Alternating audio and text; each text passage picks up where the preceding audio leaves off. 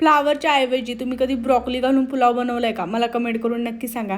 आज मी बनवणार होते, आज नाही तर मी कधी कधी बनवत असते असा. तर मी फ्लावर कधीतरीच आणत असते, त्याच्याऐवजी मी ब्रॉकली आणत असते. दोन्ही पण टेस्टला सिमिलरच लागतात, पण ब्रॉकली आपल्या हेल्थसाठी किती चांगली असते हे तुम्हाला वेगळं सांगायची गरज नाही. तर पहिलं तूप टाकून घेतलं. आता हेल्थचा प्रश्न आहे म्हटलं तर तुपातच बनावं लागेल.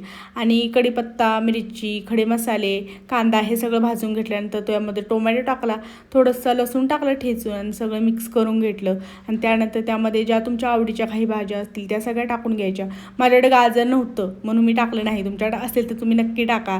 सगळं भाजून घेतल्यानंतर त्यामध्ये बेसिक मसाले टाकायचे जे तुमच्या आवडीचे असतील आणि एक पुलाव मसाला टाकायचा. सगळं मिक्स करायचं, तांदूळ टाकायचा. आणि हा आमचा घरचा तांदूळ आहे त्यामुळे मी तसाच टाकला. जर तुम्ही बाहेरून आणणार असाल तर नक्की वॉश करून टाका. सगळं मिक्स करून ना त्यामध्ये 2 ते 3 ग्लास गरम पाणी टाकायचं. वरून तूप, कोथिंबीर, मीठ टाकून घ्यायचं आणि 4 ते 5 शिट्ट्या करायच्या. खरंच इतका टेस्टी लागतो ना, तुम्ही एकदा नक्की घरी ट्राय करा. चला बाय.